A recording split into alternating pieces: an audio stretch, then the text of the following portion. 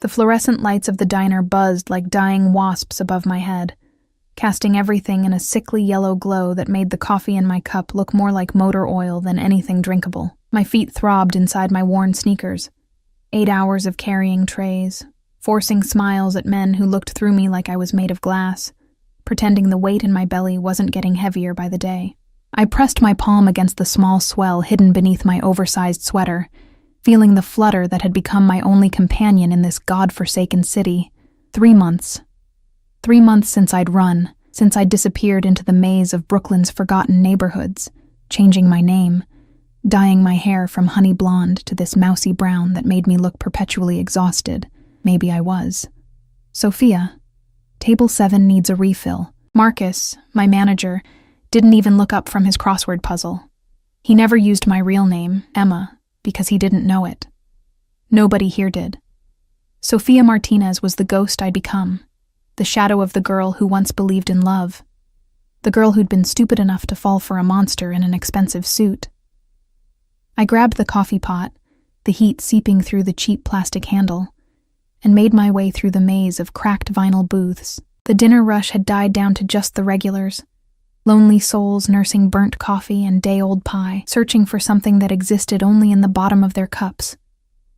The bell above the door chimed. I didn't look up. I never looked up anymore. Looking up meant seeing faces, meant the possibility of recognition, meant the slim chance that one of his men might walk through that door and drag me back to the gilded prison I'd escaped. But something shifted in the air. It was subtle at first, the way conversations seemed to pause mid-sentence, the way the cook's radio suddenly sounded too loud, the way my skin prickled with awareness I'd spent 3 months trying to suppress. I knew that feeling. I'd lived with it for 6 months, that electric charge that announced his presence before he even spoke. The scent hit me next. Tom Ford Noir. Leather and spice and money. So out of place in this dive that it might as well have been a neon sign. My hands trembled, coffee sloshing over the rim of Mrs. Patterson's cup. Sorry, I muttered, grabbing a napkin, keeping my eyes down, always down. No harm done, sweetie. Her voice was kind, but distant. Everyone's attention had shifted to the door. I could feel him watching me. Every instinct screamed at me to run, to drop the coffee pot, sprint through the kitchen, disappear into the night. But running would draw attention. Running would confirm what I couldn't let him know. So I cleaned Mrs. Patterson's spill with steady hands that belonged to someone else, someone braver than me, and turned toward the counter. He sat in the corner booth, my breath caught in my throat like a trapped bird. Dante Moretti hadn't changed. 3 months might as well have been 3 seconds. His black suit was tailored to perfection, the kind of expensive that whispered rather than shouted, stretched across shoulders that could carry the weight of empires. Dark hair swept back from a face that belonged in Renaissance paintings. All sharp angles and dangerous beauty. A fallen angel who'd learned to love the fall. But it was his eyes that destroyed me, gray like storm clouds, like gunmetal, like the sky before everything goes to hell. They tracked my every movement with the patience of a predator who knows his prey has nowhere left to run. 2 men flanked him, his shadows, always his shadows. Marco with the scar across his jaw, and Luca, who smiled too much for someone who killed without hesitation. My manager approached their table, his usual gruffness replaced by something that looked like fear. Smart man. I turned away, focusing on wiping down the counter with mechanical precision. Maybe he hadn't recognized me. Maybe the hair dye and the weight loss and the exhaustion carved into my face had been enough. Maybe the brunette waitress. His voice cut through the diner's ambient noise like a blade through silk. Deep, accented with the old country his family had left 2 generations ago, but never truly abandoned. Send her over. My heart stopped. Marcus's eyes found mine across the room, confusion written plainly on his face. He didn't know. Couldn't know. To him, I was just Sophia, the quiet girl who never caused trouble, who took extra shifts, who disappeared into the background like smoke. I couldn't refuse. Refusing would raise questions, so I grabbed my notepad, pressed my free hand against my belly one more time, a silent promise to the life growing there, and walked toward the booth where my past sat waiting. Each step felt like moving through concrete.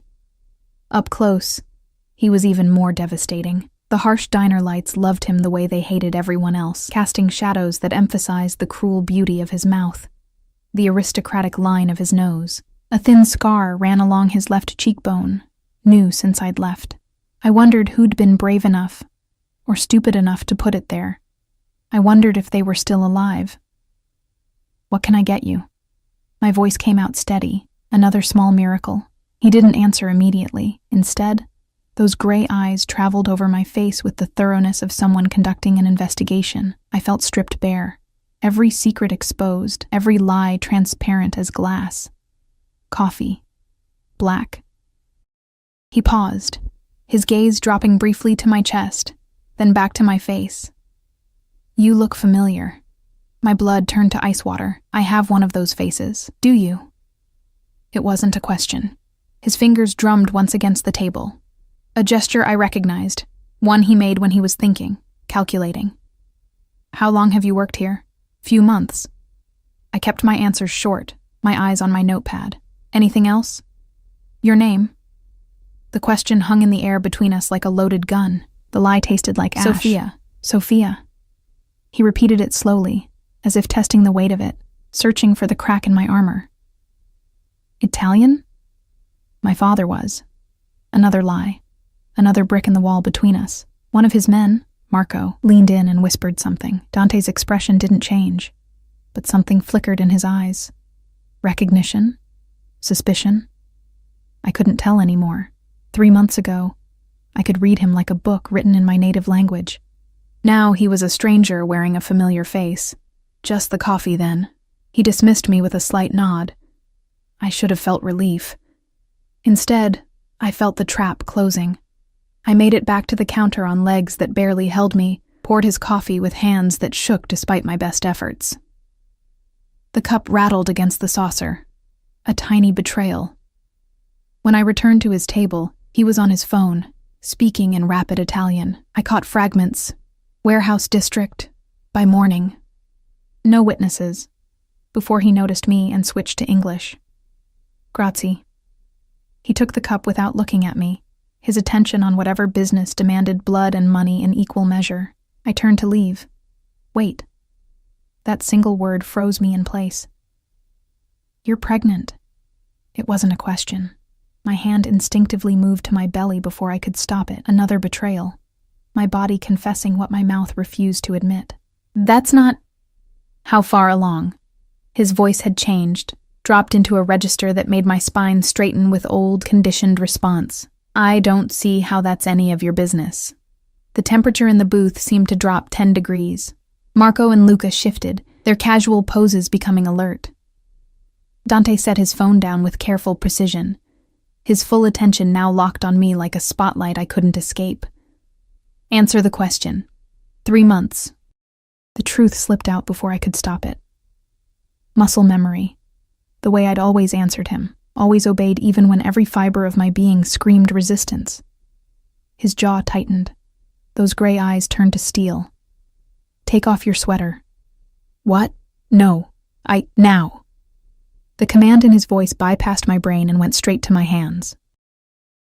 I found myself clutching the hem of my sweater, fighting the ingrained urge to obey, to please, to submit to the man who'd owned every piece of me before I'd found the courage to run. "I'm working." My voice shook.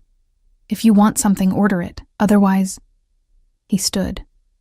The movement was fluid, controlled, but it brought him close enough that I could smell the familiar scent of his cologne mixed with something darker. Gunpowder, perhaps, or the metallic tang of violence. He towered over me, and despite everything, despite the fear and the anger and the desperate need to protect what grew inside me, my body remembered his hands in my hair, his mouth on my throat, the way he'd whispered my real name like a prayer and a curse. "Emma." The world stopped spinning. My real name, spoken in his voice, shattered the illusion I'd built. Sophia Martinez crumbled like a sandcastle against the tide, leaving only Emma Pierce, the girl who'd loved a monster, the woman who'd stolen his child. "I don't know what you're..." His hand shot out, not touching me, but close enough that I felt the heat of his skin. He gripped the edge of my sweater and pulled it up before I could stop him. The small bump was visible now, undeniable evidence. His face transformed. Rage and something else, something that looked almost like anguish, flickered across those perfect features before the mask slammed back into place. 3 months. He repeated my words, his accent thickening. My child. No. But the denial was hollow, worthless. You ran. His voice was soft now, deadly soft. You stole from me and you ran. I didn't steal anything. You took my son. He said it with absolute certainty, as if he could see through flesh and bone to know the truth. You took what belongs to me and you hid like a thief in the night. I'm not a thief, and this baby is mine. He finished, his hand moving to my stomach before I could step back. The touch was electric, his palm spread across the swell, possessive and gentle in equal measure. And I hated my body for responding, for remembering, for wanting despite everything. Get your hand off me. You're coming home. I'm not going anywhere with you. His smile was terrible. Yes, you are, Tesoro. You and our baby. You think you can run from me? You think there's anywhere in this world I won't find you? Dante, please, I've searched every corner of this godforsaken city. 3 months of looking, of tearing apart every lead, every whisper, and here you are, serving coffee in a place that doesn't deserve to breathe the same air as you. His other hand came up to cup my face, thumb brushing across my cheekbone with devastating tenderness. Did you really think I'd let you go? You'll kill me. The words tumbled out. 3 months of fear condensed into 4 syllables. Something flickered in his eyes. Hurt, maybe, or fury. Kill you? Amore, I would burn this entire city to ash before I let anyone harm you, including yourself. The baby is mine to protect, as are you. His hand tightened on my stomach, just slightly, a reminder of his claim. You're coming home tonight. We'll discuss your indiscretion when you're safe. This isn't safe. You're not safe. No, he agreed, his mouth curving into something that might have been a smile if it held any warmth. But I'm yours. And you, Emma Pierce, are mine. Every breath, every heartbeat, every drop of blood in your veins belongs to me. The bell above the door chimed again. 3 more men entered, all wearing the same expensive suits, the same predatory grace, Dante's backup, his insurance policy against my escape. Let's go. He released me, but his hand moved to the small of my back, guiding me with inexorable pressure toward the door. My things will be collected, along with whatever pathetic existence you've built here. His voice held contempt for the diner, for my disguise, for everything I'd done to escape him. Marcus started forward, confusion giving way to concern. Sophia? You okay? Dante's men moved as one, a wall of expensive fabric and concealed weapons. She's fine.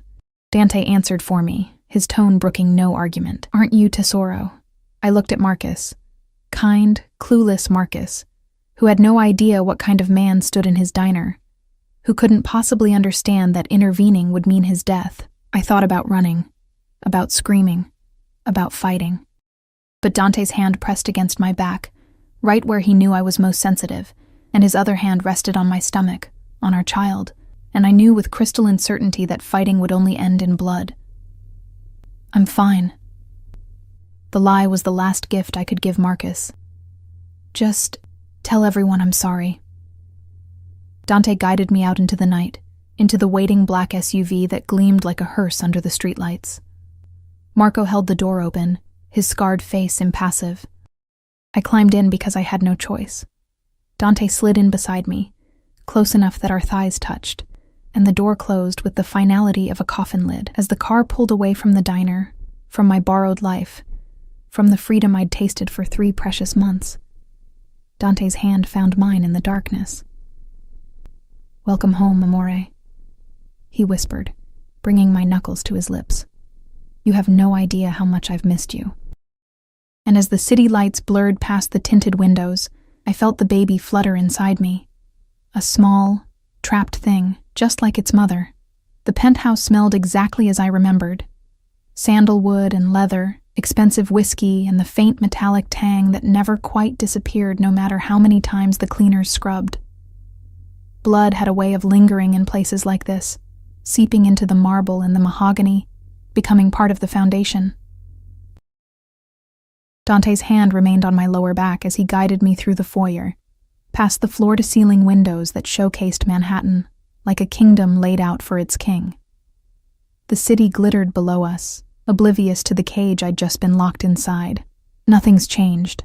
The words escaped before I could stop them. Everything's changed. His voice was low, dangerous. You made sure of that when you left.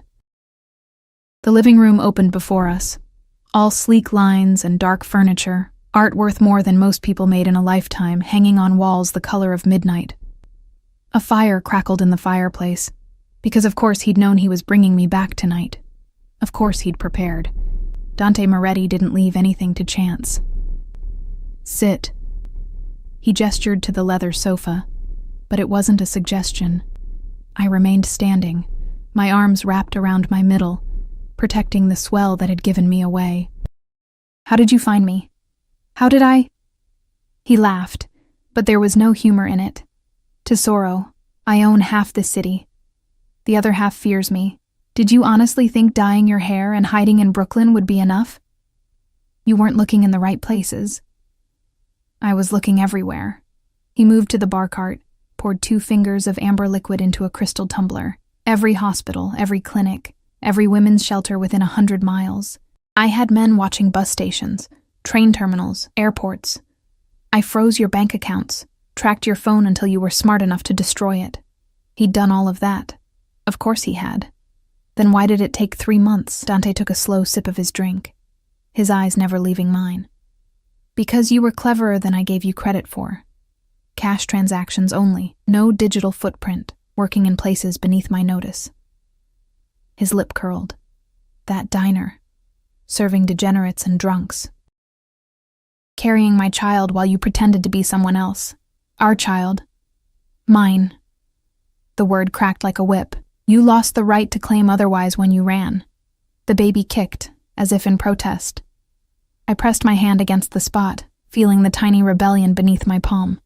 I had reasons. Reasons. Dante set his glass down with careful control.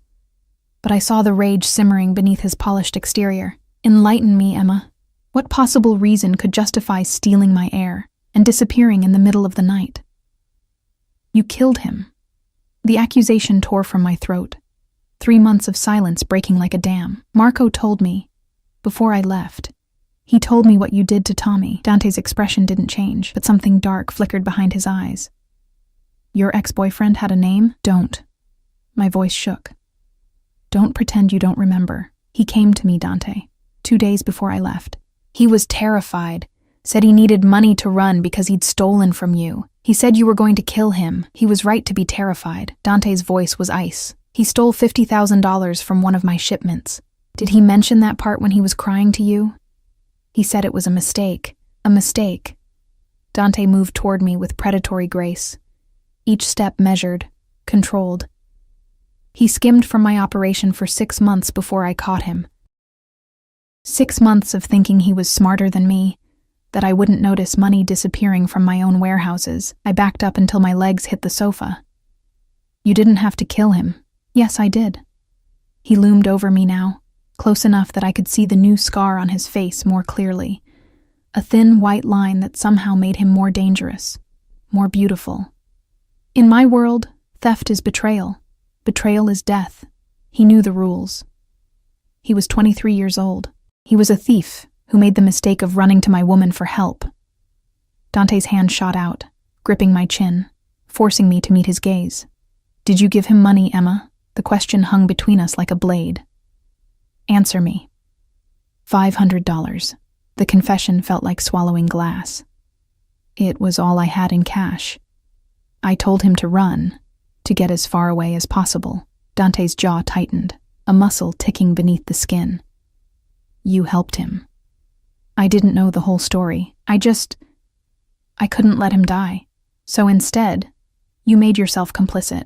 His thumb brushed across my lower lip, the gesture almost tender, except for the fury in his eyes. Do you have any idea what my enemies would do if they knew Dante Moretti's woman was helping thieves escape justice? I'm not your woman. His laugh was harsh. You're carrying my child. You wear the marks I put on your skin. You smell like me even now, 3 months later, because your body remembers who it belongs to. His other hand moved to my throat, not squeezing, just resting there like a promise. You are mine, Emma. You've always been mine. You're insane. About you? Yes. He released me suddenly, stepping back, and the absence of his touch felt like a loss I refused to acknowledge. Take off your sweater. We did this already. Now. The command in his voice bypassed every rational thought. My hands moved to the hem, trembling, hating myself for the obedience coded into my muscles. I pulled the oversized sweater over my head, standing before him in my worn tank top and the cheap maternity jeans I'd bought at a thrift store. Dante's eyes traveled over my body with an intensity that made my skin burn. The tank top clung to the small bump, undeniable proof of what we'd created together. Dio mio, he breathed, moving forward again. You're showing. That's what happens when you're pregnant. His hands settled on my hips, thumbs brushing the exposed skin where my tank top had ridden up. You should have been here, in our home, with doctors, with everything you needed. I had everything I needed, in a roach-infested apartment in Brooklyn. His voice dripped contempt. Working yourself to exhaustion in that hellhole? Eating God knows what because you couldn't afford proper nutrition? How do you know where I lived? I know everything, Tesoro. The moment I found you tonight, I had your apartment searched. 1 room, a mattress on the floor, ramen noodles and crackers in the cupboard. His grip tightened. You were starving yourself, starving my child. I was surviving. You were suffering. He pulled me closer, his forehead nearly touching mine. And you were doing it alone because you believed I was a monster who would kill the mother of his child. Aren't you? The question seemed to strike something deep. Dante's hands moved from my hips to my face, cradling it with a gentleness that contradicted everything I knew about him. I have killed men for looking at you wrong, he said softly. I have burned buildings, ended bloodlines, destroyed lives for lesser offenses than what you've done. But you, Emma, you are the only thing in this world I cannot harm, even when you rip my heart from my chest and run away with it. His words shouldn't have affected me. They were pretty lies wrapped in violence, manipulation disguised as devotion, but my traitorous heart stuttered anyway, remembering the man who'd traced constellations on my skin, who'd whispered promises in Italian while the city slept around us. The baby kicked. I don't know why I told him, maybe because his hands were warm against my face, or because I was so tired of carrying this alone. His expression transformed when, just now, in the car too, Dante dropped to his knees before I could process what was happening. His hands spread across my stomach, fingers splaying wide as if he could feel every flutter, every tiny movement. Here? He pressed gently, a little lower. He adjusted, his ear nearly against my belly, and the sight of this dangerous man kneeling before me, worshipping the life we'd created, cracked something in my chest. Piccolo, he murmured, his voice thick with emotion I'd never heard from him before. Your papa is here now. I'll never let anyone hurt you, or your mama, even when she's stubborn and foolish. I can hear you. Good. He looked up at me, still on his knees, still touching me like I was something precious instead of a prisoner. You need to understand something, Emma. I'm not the villain in this story. I'm the man who would tear the world apart to keep you safe. You're the man who kills people. Yes. No denial, no justification. I am. But never you. Never our child. He stood slowly, his hands never leaving my body. What happened to Tommy was justice. What happens to you is mercy. Mercy looks a lot like captivity. Call it what you want. He guided me to the sofa, sat me down with careful hands. You're not leaving again. Not tonight. Not ever. This penthouse is your home. My men will be stationed at every exit. You'll have everything you need. Doctors, clothes, food, whatever the baby requires. And if I refuse, Dante crouched before me, his hands on my knees, then you'll refuse from the safety of this penthouse. I won't chain you, Amore. I won't lock you in. But make no mistake, you are mine, and I protect what's mine with everything I have." A knock at the door interrupted whatever I might have said. Marco entered, his scarred face impassive. "The apartment has been cleared. Her belongings are being brought up." "Her belongings?" Dante's lip curled. What little she had. "There's something else." Marco's eyes flicked to me, then back to Dante. "We found a burner phone. Recent calls to a number in New Jersey." The temperature in the room dropped 10 degrees. "Who?" Dante's voice was deceptively calm. "Still tracing it, but, boss..." Marco hesitated. "The call duration suggests more than just check-ins." Dante stood slowly, his entire demeanor shifting from tender to lethal. "Emma, who have you been calling?" My mouth went dry. "No one." "Don't lie to me." Each word was clipped, precise. "Not after everything. Who have you been calling?" "My sister." The truth tumbled out. "Just my sister to let her know I was alive." "Your sister who lives in Ohio. She was visiting family in New Jersey. I called her once a week, that's all." Dante's jaw clenched. "What did you tell her?" "That I was safe, that I couldn't come home yet." "Did you tell her about the baby?" I hesitated a second too long. "Mirda." He spun away, his hand raking through his hair. "Who else knows?" "Just her, I swear. Your sister, who talks to your mother, who talks to her friends, who talk to..." He cut himself off, his hands gripping the mantle of the fireplace so hard his knuckles went white. "Do you understand what you've done? If my enemies discover you're pregnant, discover there's an heir they can target..." "I was careful. Careful." He whirled on me. "You were reckless, stupid. You put yourself and our child at risk because you couldn't bear to let your family think you were dead. They deserve to know I'm alive. They deserve to bury an empty casket if it keeps you safe." The roar echoed off the walls, raw and terrible. Silence fell between us, heavy with his rage and my defiance.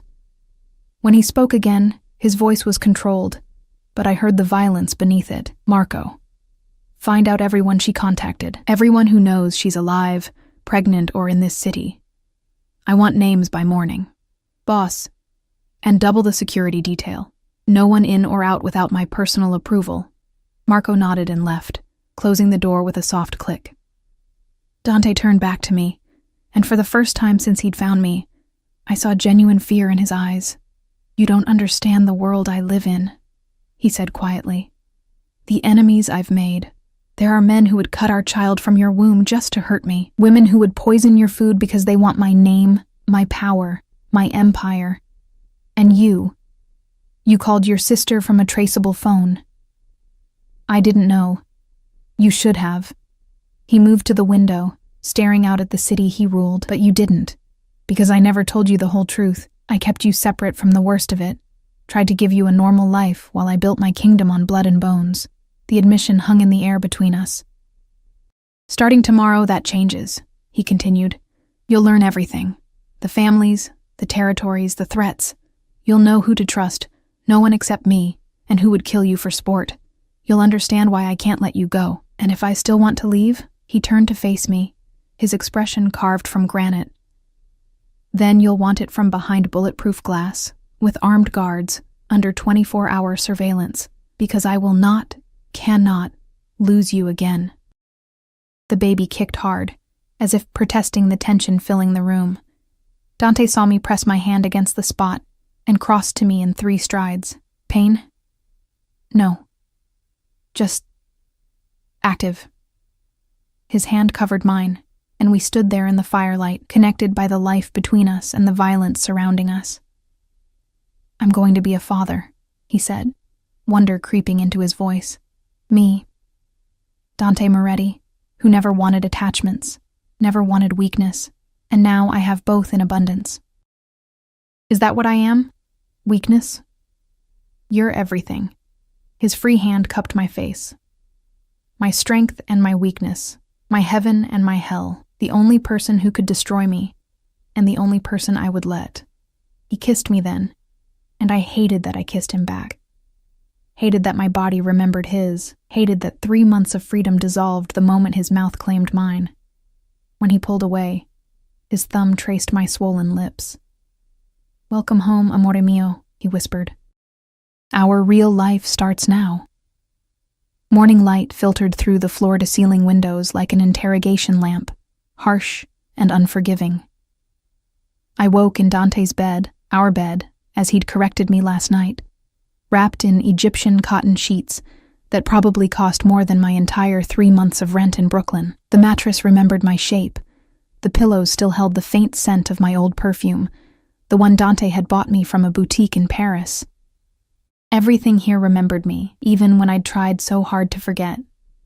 The space beside me was empty, but still warm. I pressed my palm against the indentation where Dante's body had been, feeling the heat seep into my skin. He'd held me all night, his hand possessive on my belly, his breath warm against my neck. Every time I'd shifted, trying to put distance between us, he'd pulled me closer. Murmuring Italian words I pretended not to understand. Mia. Sempre mia. Non ti lascerò mai andare. Mean. Always mine. I'll never let you go. A soft knock preceded the door opening. A woman I didn't recognize entered carrying a tray, mid-40s, elegant in a way that spoke of old money and older discretion. Her eyes swept over me with clinical efficiency. Good morning, Miss Pierce. I'm Dr. Castellano. Mr. Moretti asked me to examine you and the baby. I sat up, clutching the sheet to my chest despite being fully clothed in the silk pajamas that had appeared on the bed last night. I don't need an examination. With respect, you haven't had prenatal care in 3 months. She set the tray on the bedside table. Fresh fruit, yogurt, vitamins arranged like an offering. Mr. Moretti is concerned. Mr. Moretti can be concerned somewhere else. Her lips twitched, almost a smile. I've worked with the Moretti family for 15 years. I know when to push and when to listen. She pulled a portable ultrasound machine from a bag I hadn't noticed. This isn't about him. It's about your baby. Let me make sure everything is progressing normally. The word your, instead of his, softened something in me. I lay back against the pillows, lifting the silk top to expose my belly. Dr. Castellano's hands were warm, professional. She squeezed gel onto my skin, and the cold made me flinch. This will just take a moment. The ultrasound wand pressed against me, and suddenly, the room filled with sound. A rapid whooshing that took me a second to recognize. The baby's heartbeat. Strong and steady, Dr. Castellano said, adjusting the wand. Do you want to see? I shouldn't have. Looking would make it real, would make it harder to think about escape, about survival, about anything except the life growing inside me that was half me and half monster. But I nodded anyway.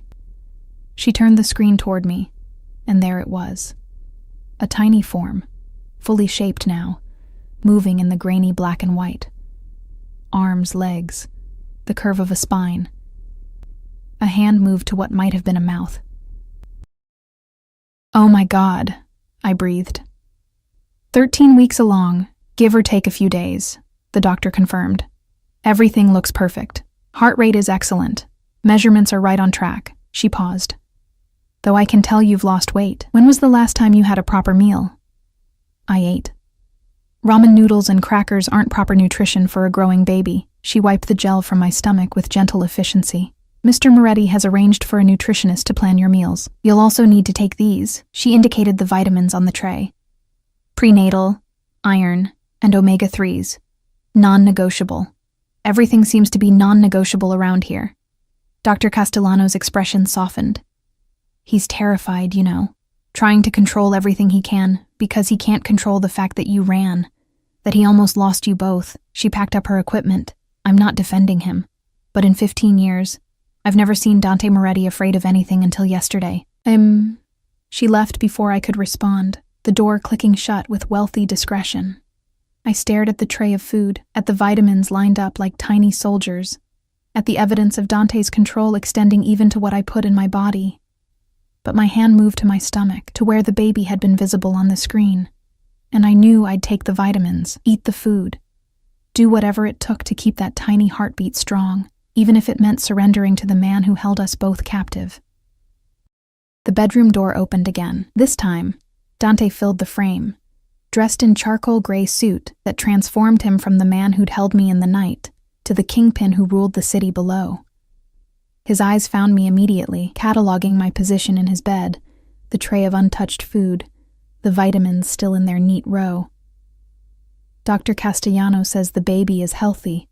He moved into the room with that predatory grace, loosening his tie, but that you're malnourished. Good morning to you too. Eat, Emma. He gestured to the tray. Or I'll feed you myself. That's not necessary. He sat on the edge of the bed, picked up the bowl of yogurt and fruit, and held a spoonful to my lips. Open. Dante? I said open. The command in his voice made my jaw unlock automatically. The yogurt was perfect. Greek, honey-sweetened with fresh berries that burst flavor across my tongue. I chewed, swallowed, and glared at him. There. Happy, ecstatic. He fed me another spoonful. You'll eat 3 meals a day plus snacks. Dr. Castellano will monitor your weight gain. If you refuse, I'll have nutrients delivered intravenously. That's insane. That's fatherhood. Another spoonful. I'm responsible for the life inside you. I take that responsibility seriously. I wanted to argue, to fight, to refuse the care being forced on me. But the baby kicked, a gentle flutter, and I found myself opening my mouth for the next bite. We fell into a rhythm. He fed me, I ate, and the morning sun painted us both in shades of gold that made the scene almost domestic, almost normal, almost like we were a real couple preparing for a real baby instead of a captor and his prisoner bound by biology and obsession. I have meetings today, Dante said, setting the empty bowl aside. Marco will stay with you. Luca will be stationed outside the penthouse. There are 12 men on rotation throughout the building. That seems excessive. That seems necessary. His hand moved to my belly, possessive and gentle. After what you told me last night, about your sister knowing, I can't take chances. She won't tell anyone. She doesn't need to. One slip, one conversation overheard in the wrong place, and my enemies will know I have an heir on the way. His jaw tightened. The Calabrese family has been looking for weakness ever since I took over their territory in Queens. The Russians are still angry about the docks. And don't get me started on the Vitale family. They've wanted my blood since I refused to marry their daughter. Refused to... What? Dante's expression hardened. Arranged marriages are still common in our world. Alliances built on bloodlines and territory. Isabella Vitale was supposed to be my bride 3 years ago. What happened? I met you. Simple words that carried the weight of empires. I met you in that art gallery, wearing that blue dress, looking at paintings like they held the secrets of the universe, and I knew I'd never marry anyone else. The memory hit me like a physical blow. That gallery opening, the champagne, the way a stranger in an expensive suit had stood beside me and asked what I saw in a Jackson Pollock. I'd said chaos and beauty in equal measure. He'd said he saw himself. 3 months later, I'd moved into this penthouse. 6 months after that, I'd discovered I was pregnant and that the man I loved had killed my ex-boyfriend for stealing from him. That doesn't make this right, I said quietly, keeping me here against my will. You're right. It doesn't. He stood, buttoning his suit jacket with precise movements. But I'm not a good man, Emma. I never pretended to be. I'm a man who takes what he wants and destroys anyone who tries to take it from him. His eyes met mine, gray and unflinching. And I want you. I want our child. I want the family I never thought I'd have. Even if I don't want this, even then. He leaned down, pressed a kiss to my forehead. But I think you do want this, somewhere beneath the fear and the anger. You want this as much as I do. You just need to remember why you fell in love with me in the first place. I fell in love with a lie. No, Tesoro. You fell in love with the only real part of me I've ever shown anyone. He straightened, adjusting his cufflinks. Marco will bring you lunch at noon. Wear something comfortable. The nutritionist will be here at 2, followed by a personal shopper at 4. Your wardrobe needs updating for the pregnancy. I don't need... You need everything. He cut me off, his voice brooking no argument. And you'll have it.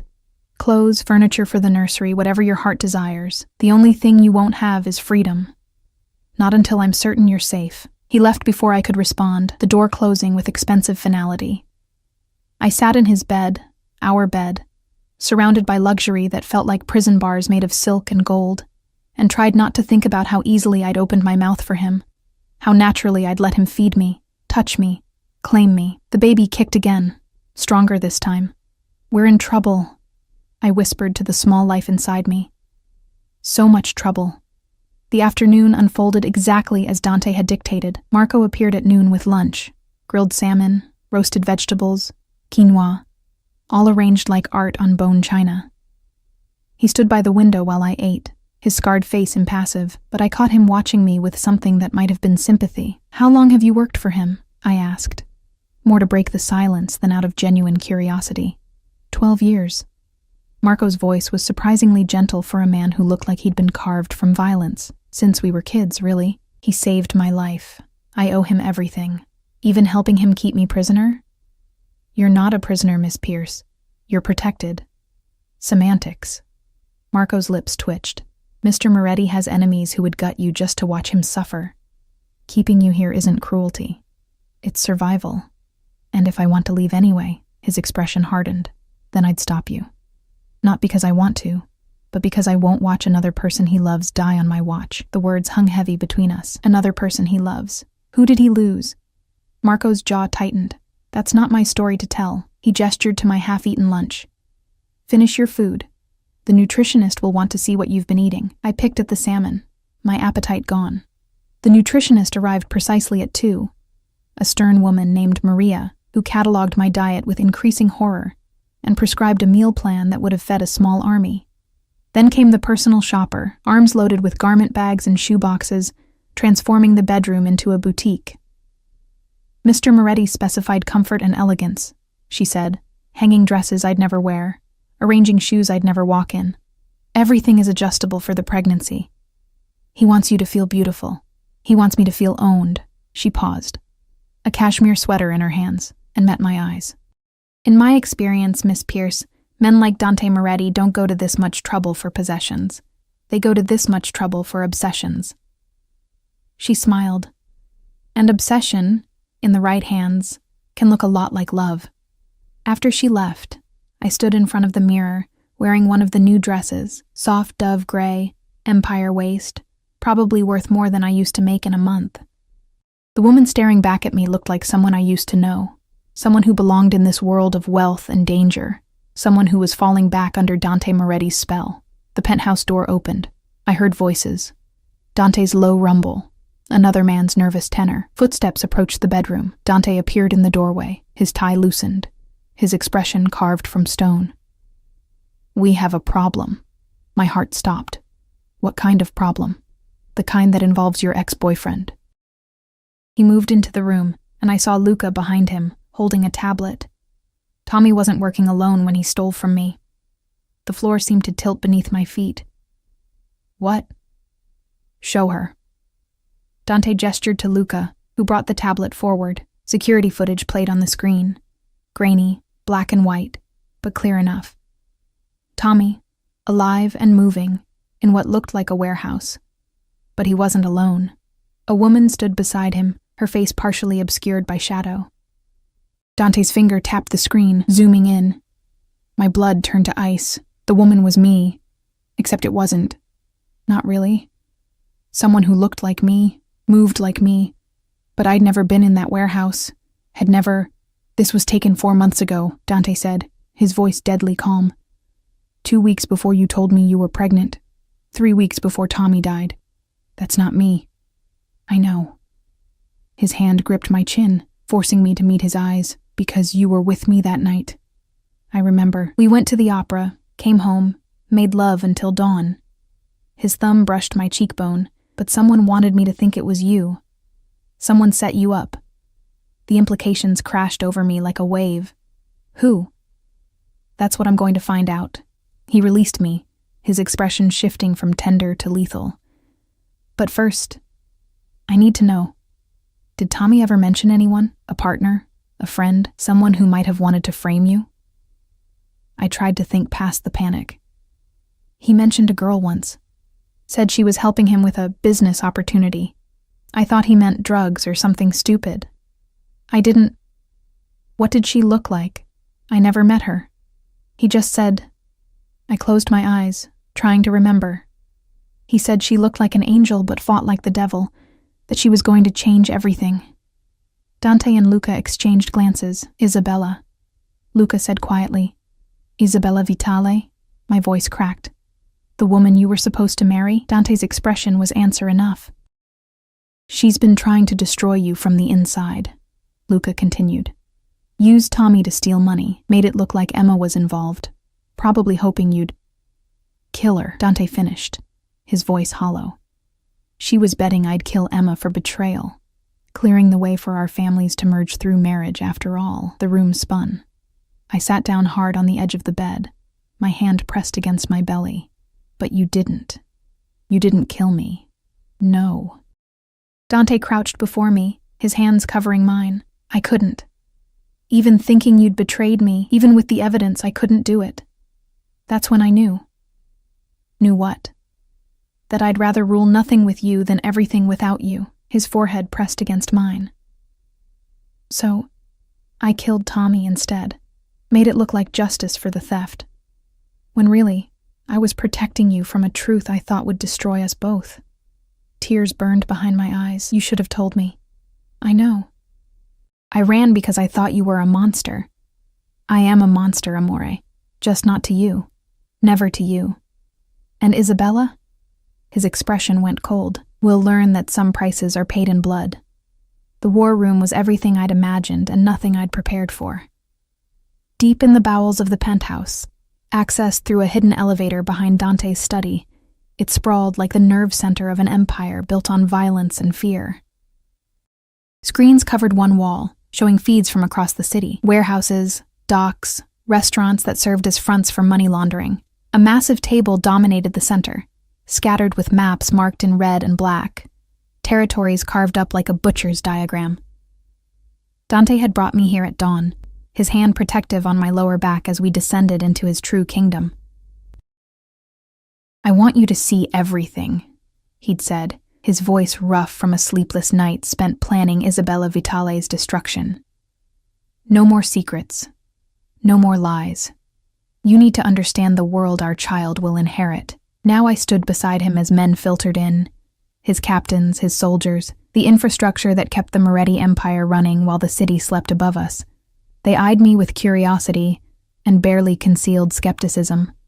A pregnant woman in their sacred space, the boss's obvious weakness on display. Marco arrived last, closing the door with a heavy thud that sounded like a coffin lid. Gentlemen, Dante's voice cut through the murmurs, commanding instant silence. Some of you know Emma.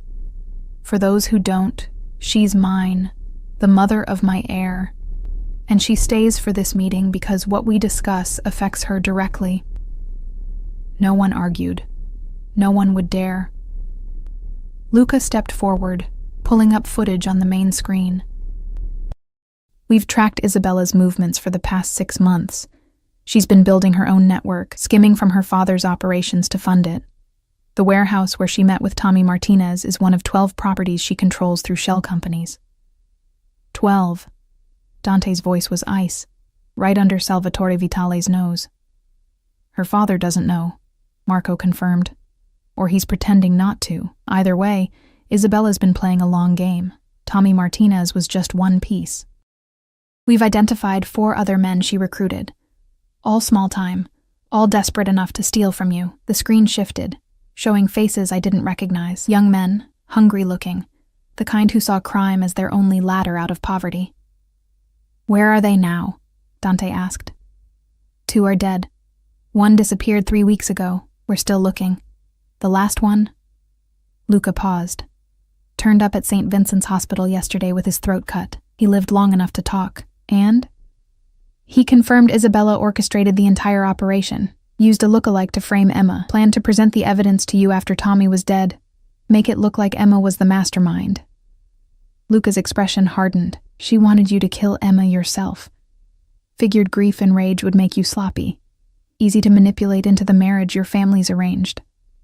My stomach churned. I pressed my hand against the small swell of my belly, feeling the baby shift inside me. This woman, this stranger who looked like an angel, had tried to have me murdered by the man I loved. She underestimated you, I said quietly. Dante's hand found mine, fingers lacing together. She underestimated us. He turned back to his men.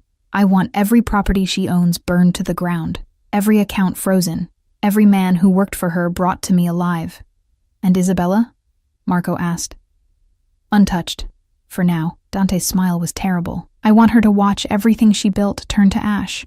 Then I'll deal with her personally. Her father will retaliate, one of the captains warned. Salvatore Vitale won't let you destroy his daughter without consequences. Then he should have raised her better. Dante's voice was final. Meeting adjourned. I want updates every 6 hours. The men filed out, leaving us alone in the room full of screens and secrets. I stared at the maps, at the territories marked in Dante's color, and tried to reconcile the man who'd fed me yogurt this morning with the one who'd just ordered an empire's worth of destruction. Say it. Dante's voice came from behind me. Whatever you're thinking. I'm thinking that this is your world. Violence and revenge and blood. I turned to face him, and I'm thinking our baby will grow up in it. Yes. No apology, no justification. But our baby will grow up protected, loved, with everything I never had. What didn't you have? He was quiet for a long moment, his eyes distant. My father was weak. Let other families push him around, take what was ours, disrespect our name. I watched him drink himself to death because he couldn't handle the weight of what he'd inherited. His jaw tightened. I was 15 when I took over. 15 years old. And I had to prove I was strong enough to lead, ruthless enough to keep what was mine. How did you prove it? I killed the man who killed my father. Simple words, delivered without emotion. Hung him from the Brooklyn Bridge as a message. The Moretti family doesn't forgive, doesn't forget, doesn't show weakness. That's a lot of pressure for a 15-year-old. That's survival.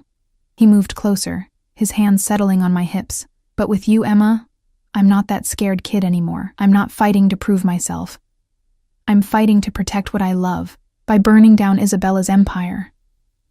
By eliminating threats. His thumbs traced circles on my hip bones.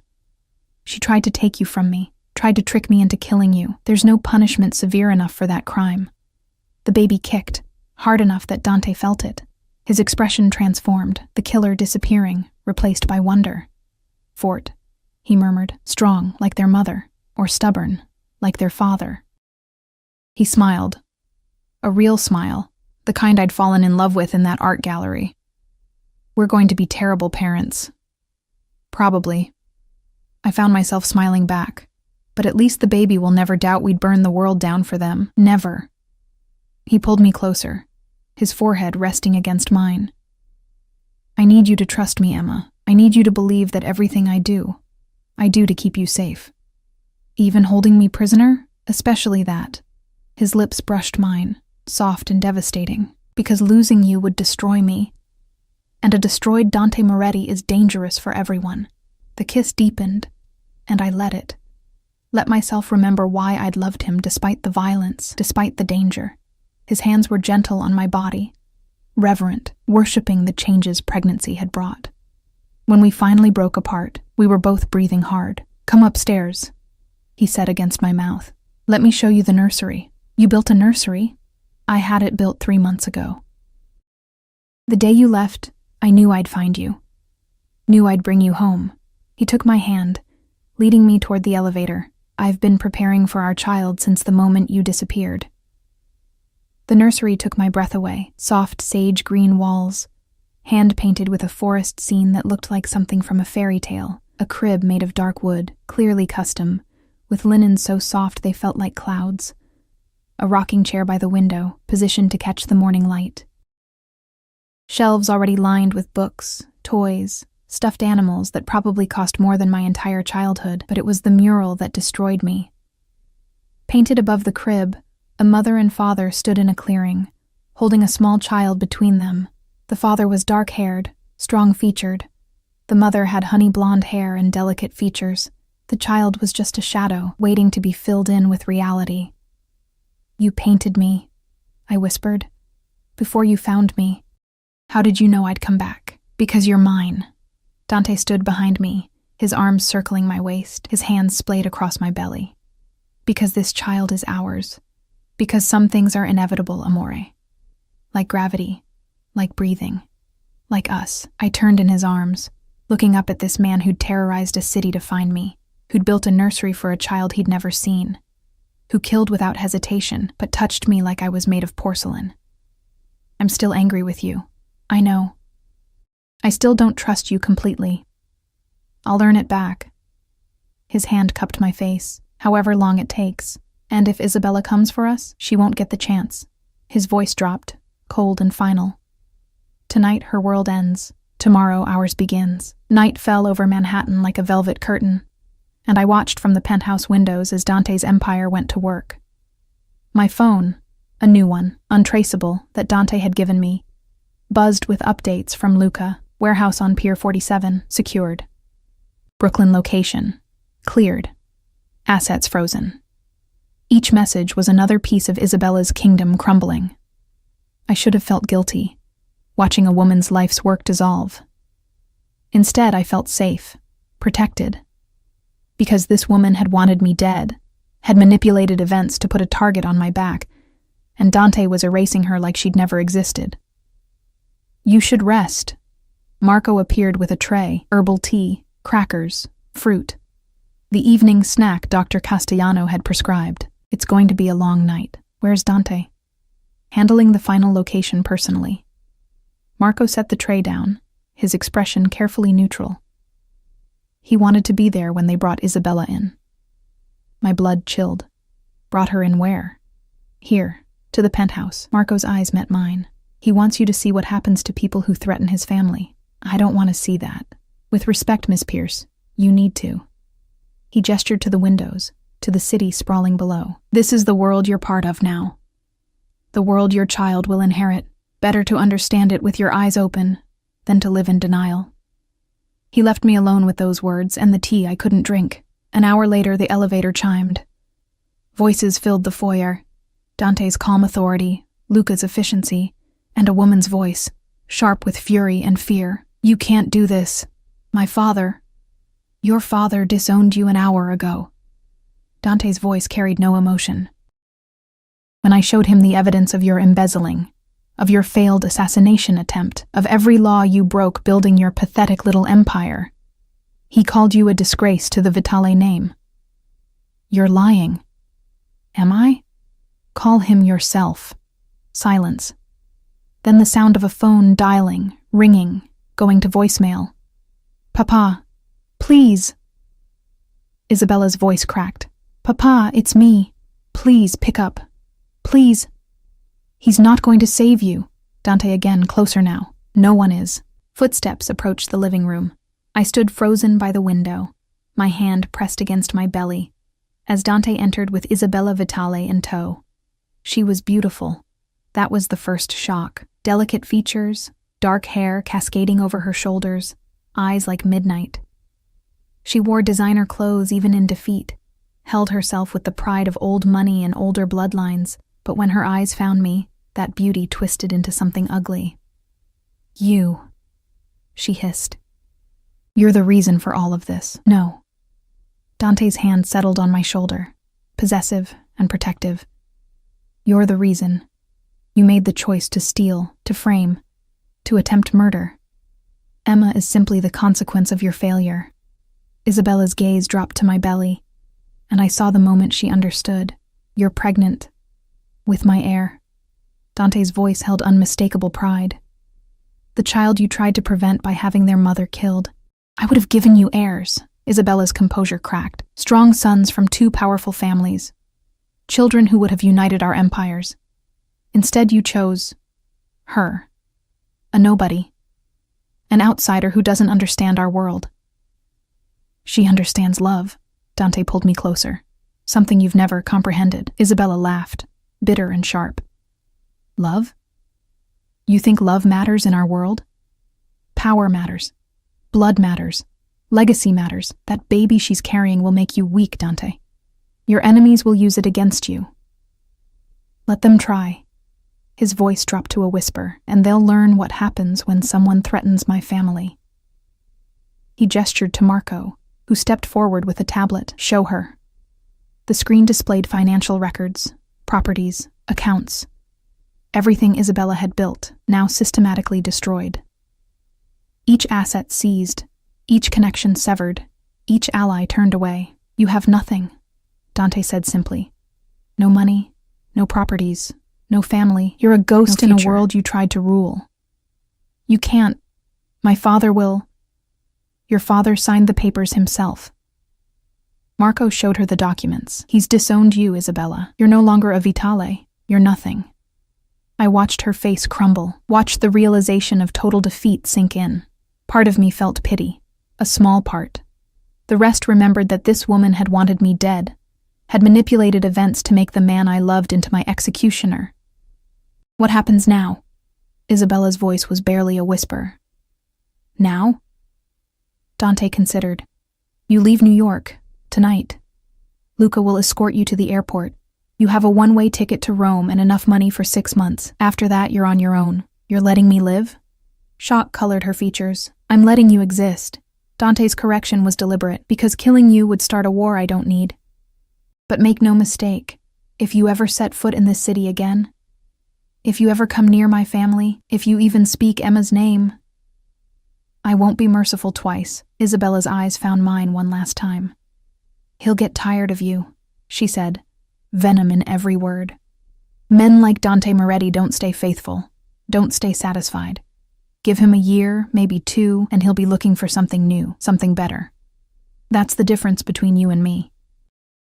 I kept my voice steady, channeling strength I wasn't sure I possessed. "You see him as a prize to be won. I see him as a man to be loved. And love doesn't expire when things get difficult." Dante's hand tightened on my shoulder.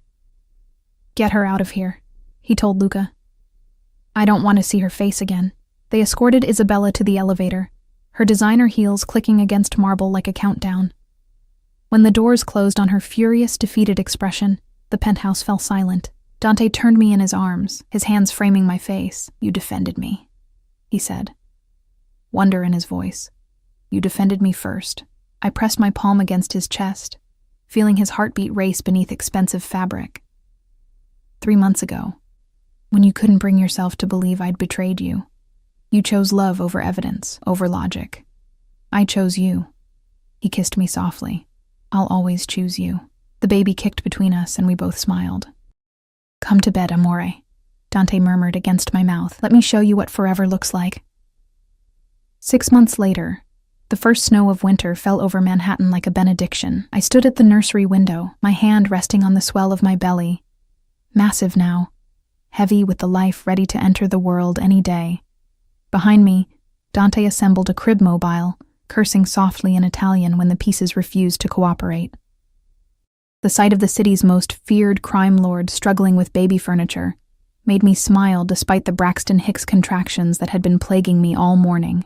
"You could ask Marco to do that," I said, watching his reflection in the window. "Marco doesn't get to build our son's first mobile." Dante's voice held absolute conviction. "That honor is mine, our son." The ultrasound at 20 weeks had confirmed what Dante had somehow known from the beginning.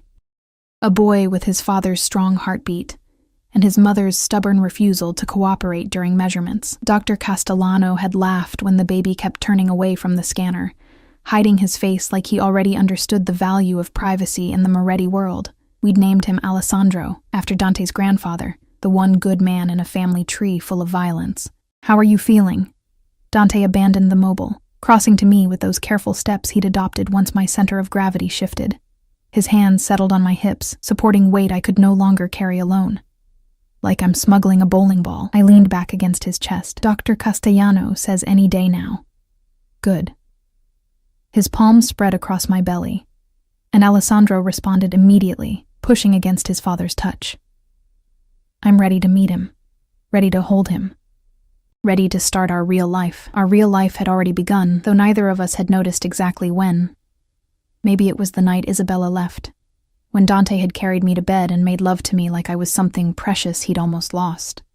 Maybe it was the morning I'd woken to find him reading pregnancy books, taking notes in the margins with the same intensity he brought to business dealings. Or maybe it was the afternoon I'd attended my first family meeting, 8 months pregnant and unafraid, and watched hardened criminals defer to the woman carrying the Moretti air. The shift had been gradual, like seasons changing. My anger had softened into understanding.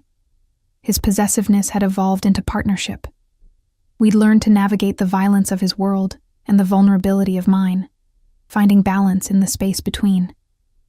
I'd stopped thinking about escape 3 months ago. Now I thought about home. "Your mother called again," I said, watching the snow accumulate on the windowsill. "She wants to visit after the baby comes." Dante tensed. His relationship with his mother was complicated. She'd remarried after his father's death, moved to Florida, built a life separate from the empire her son controlled. They spoke rarely, and never about the business that had consumed her first husband. "What did you tell her?" "That she's welcome whenever she wants to come."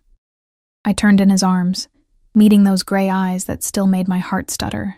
Alessandro should know his grandmother, both of them. My own mother had visited twice, her initial horror at my situation giving way to grudging acceptance when she saw how Dante treated me, like a queen, like the center of his universe, like everything he'd never known he wanted until I'd stumbled into his gallery and changed his world. "You're too forgiving," Dante murmured, his thumb tracing the curve of my jaw. "I'm practical," I corrected. "Our son deserves a family, Dante. Not just soldiers and business associates, real family. People who love him without agenda. He'll have you." Dante's hand moved to my belly again.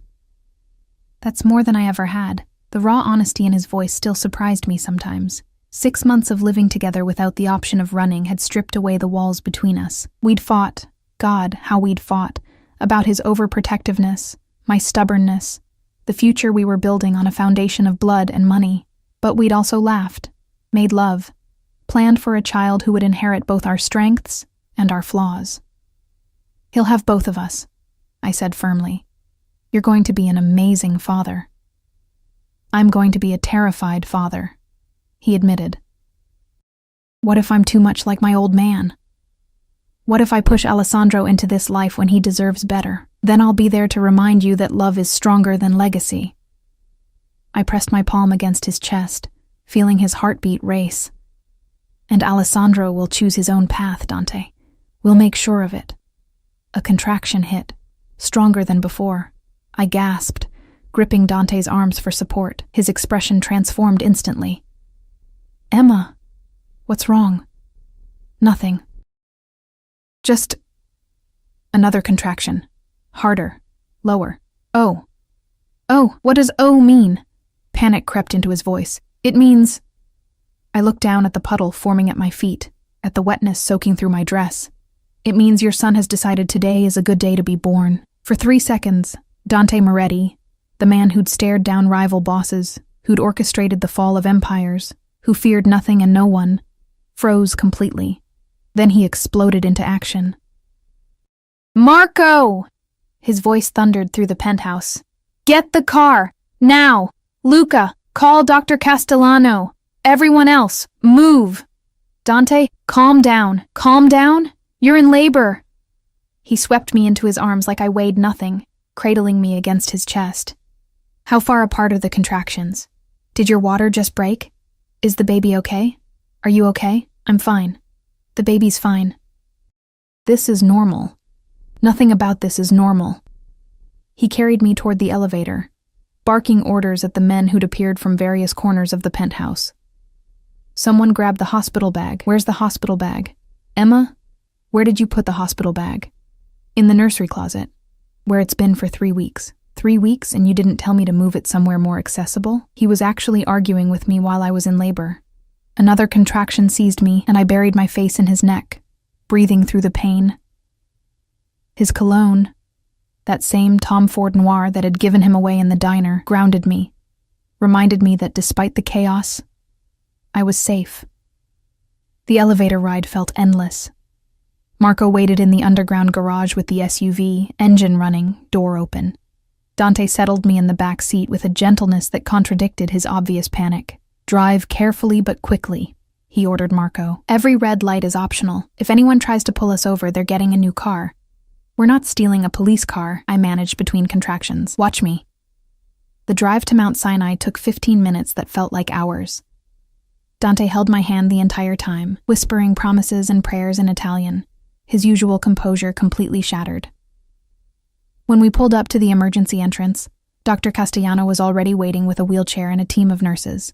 "Right on time," she said calmly, helping me into the chair. "How far apart are the contractions?" 4 minutes. I gasped as another one hit, maybe 3. First babies usually take longer, but let's get you checked.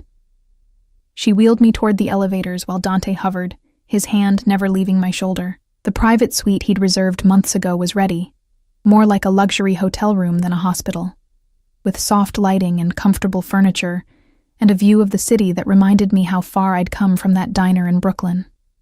Dr. Castellano examined me with efficient professionalism.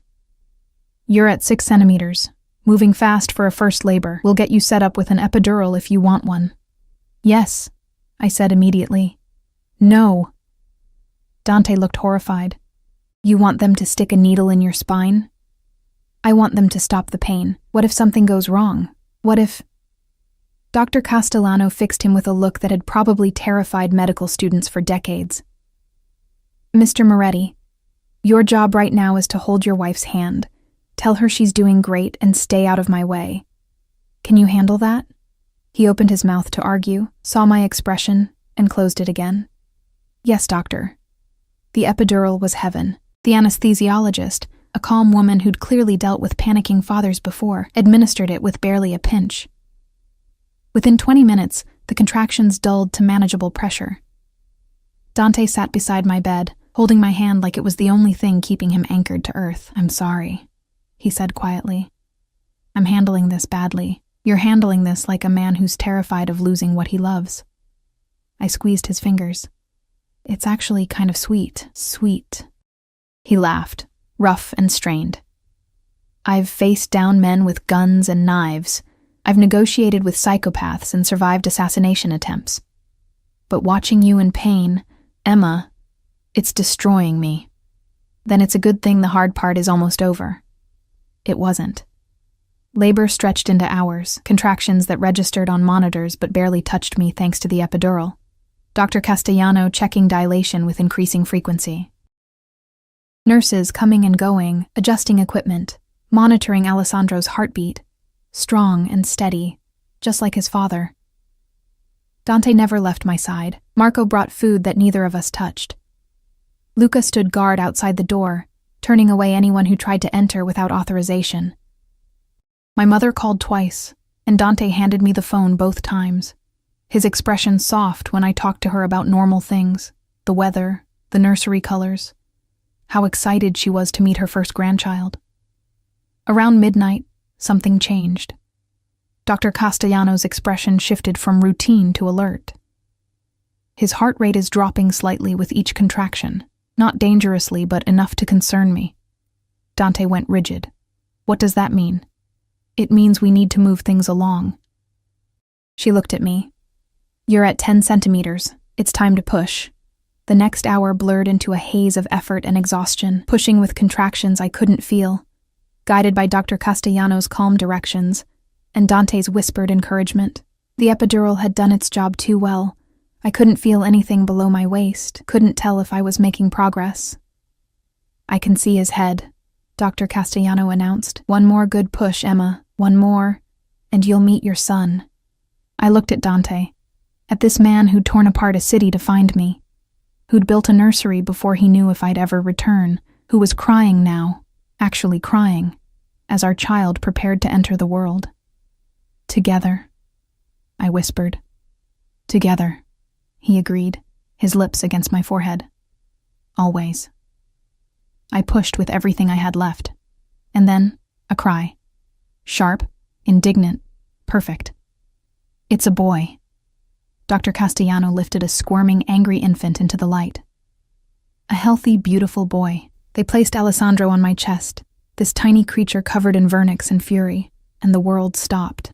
He had Dante's dark hair, my nose and lungs that announced his displeasure at being evicted from his warm sanctuary. "Oh my God," I breathed, my hands cradling his small head. "Oh my God, Dante, look at him." Dante was looking. Staring, actually, like he'd never seen anything more miraculous. His hand reached out, trembling, to touch Alessandro's cheek. Our son turned toward the touch, mouth opening in instinctive search for food. "He knows you," I whispered. "Alessandro." Dante's voice broke on the name. "My son. My son." Dr. Castellano and her team worked around us, delivering the placenta, cleaning me up. But I barely noticed. All my attention was on the baby in my arms, and the man beside me who'd transformed from crime lord to father in a single heartbeat. After they'd cleaned Alessandro and done all the checks, perfect scores, healthy lungs, strong reflexes, a nurse helped me try nursing. He latched immediately, greedy and determined. "Just like his father," I said, exhausted and exhilarated. "Strong like his mother," Dante countered. He'd pulled a chair close to the bed, one hand on my shoulder, the other supporting Alessandro's back. "Emma, He stopped, swallowed hard. "I don't have words. For this. For you. For what you've given me. You gave me this too. I gave you fear and captivity and a life you never asked for. You gave me Alessandro. You gave me love, even when I didn't want it. Even when I ran from it." I leaned my head against his arm, feeling the steady warmth of him. "You gave me home, Dante. Real home. The kind that doesn't need walls or locks or guards. Just us." He kissed me then, soft and reverent, while our son nursed between us. 3 days later, we brought Alessandro home to the penthouse. The nursery that had waited empty for months finally fulfilled its purpose. Dante changed his first diaper, badly, with Marco watching from the doorway and offering completely unhelpful advice. I nursed Alessandro in the rocking chair while snow continued to fall outside the windows. Our son slept in the custom crib, his small chest rising and falling with the rhythm of new life. That first night home, Alessandro woke every 2 hours, crying with the indignation of someone who'd been promised luxury and received hunger instead. Dante brought him to me each time, then sat beside us while I fed our son, his hand gentle on Alessandro's dark hair. "Thank you," he said during the 3 a.m. feeding. "For running, for being caught, for giving me a reason to be better than I was. You were always better than you thought." "No." He met my eyes in the dim nursery light. "I was a monster playing at being human. But you, Emma, you made the playing real. You made me want to be the man you saw when you looked at me in that gallery." "I saw you," I said simply. "The real you. The one who reads poetry and loves art and cries when his son is born. The one who would still burn the world for you." "I know," I smiled. "But now you have 2 people to burn it for." Alessandro finished nursing and promptly spit up on Dante's expensive silk pajamas. Instead of flinching, my dangerous, violent, beautiful man simply laughed and wiped his son's mouth with tender care. "Welcome to fatherhood," I said. "Welcome home," he countered, kissing both of us. "To all of us." Spring came to Manhattan with cherry blossoms and longer days. Alessandro was 3 months old, growing strong and alert, tracking his father's movements with eyes that were turning from newborn blue to Moretti gray. I'd lost most of the pregnancy weight, gained a few scars from motherhood, and discovered a strength I'd never known I possessed. The penthouse had transformed into something new, still luxurious, still protected, but softer now. Baby toys scattered across expensive rugs. A swing in the living room that played lullabies. Bottles sterilizing in the kitchen where Dante's chef prepared both gourmet meals and simple purees for when Alessandro started solids. I stood on the balcony, Alessandro in my arms, watching the city wake up below us. Dante's arms encircled us both from behind, his chin resting on my shoulder. "What are you thinking?" he asked. "That I was wrong." I leaned back against him. "In the diner, when you found me, I thought I was being recaptured, dragged back to a prison. And now? Now I know the difference between being held captive and being held close." I turned my head to kiss him. "You never imprisoned me, Dante. You just loved me so fiercely, I mistook devotion for possession. Maybe it's both." His hand covered mine on Alessandro's back. "Maybe I do possess you, and you possess me, and that's what love is, belonging so completely to someone that freedom looks like loneliness." Alessandro cooed, waving his small fist at the morning sun. Our son is going to grow up thinking this is normal, I said. Penthouse views and bodyguards and a father who controls half the city. Our son is going to grow up knowing he's loved. Dante's correction was firm. Everything else is just details. Marco appeared in the doorway, holding a tablet. Boss, the shipment from Rotterdam arrived. You wanted to know immediately. Dante tensed slightly, business calling even on a peaceful morning. But then he looked at Alessandro, at me, and shook his head. It can wait an hour. His arms tightened around us. Tell them I'm busy. Marco's scarred face split into something that might have been a smile. Yes, boss. He left us alone on the balcony, a family built from violence and fear and love that refused to die even when I'd run from it. I never thought I'd have this, Dante whispered, his voice thick with emotion. A family. A son. A woman who loves me despite knowing exactly who I am. I love you because of who you are. I turned in his arms, Alessandro between us. The good and the bad. The monster and the man. All of it. He kissed me then, deep and slow, while our son made happy noises between us and the city stretched out below. His kingdom, my home, our future. When we finally pulled apart, Dante rested his forehead against mine. Welcome home, Emma Moretti, he said. And this time, I didn't correct him about the name I'd never officially taken, but had claimed nonetheless. Because he was right. I was home. We were home. And nothing, not fear, not doubt, not the violence of his world or the innocence I'd lost, could change that now. Alessandro yawned, tiny and perfect, and we both laughed. Come on, I said, heading back inside. Your son needs a nap, and his father needs to learn how to run an empire on 4 hours of sleep. I can function on 2, Dante said, following us. I've done it before. That was before you had a 3-month-old who thinks 3 a.m. is party time. He's establishing dominance early. I respect that. I laughed, settling into the rocking chair while Dante dimmed the lights. Alessandro's eyes were already drooping, milk-drunk, and content. As I rocked our son to sleep, Dante stood by the window, watching the city, watching us, watching the life he'd fought so hard to claim. And in that moment, surrounded by soft light and the sound of our baby's breathing and the man who'd searched an entire city to find me, I finally understood. Love wasn't freedom. Love was choosing your cage and filling it with everything that mattered. The baby. The man. The future we'd build together on foundations of blood and tenderness in equal measure. Alessandro's breathing deepened into sleep. I carried him to his crib, laying him down with practiced care. Dante's hand found mine in the darkness, and together we stood over our son, watching him dream whatever infants dream, his small fists curled against his cheeks. You and the baby are mine, Dante had said that night in the diner, claiming us both. He'd been right. But what he hadn't known, what neither of us had known, was that we'd claimed him right back. And in the claiming, we'd all found home.